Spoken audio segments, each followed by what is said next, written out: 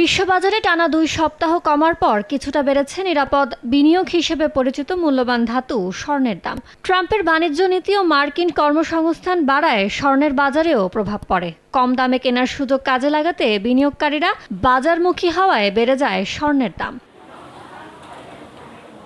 Trading ইকোনমিক্সের তথ্য বলছে বিশ্ববাজারে প্রতি আউন্স স্বর্ণের দাম $2 বেড়ে দাঁড়িয়েছে $3,239। গত সপ্তাহে দাম কমেছে 2.5% বেশি। এক মাসে মূল্যবান ধাতুটির দাম কমেছে 4%। এদিকে দেশের বাজারে কিছুটা কমেছে স্বর্ণের দাম। এ দফায় ভরিতে সর্বোচ্চ 3,570 টাকা কমিয়েছে বাজস।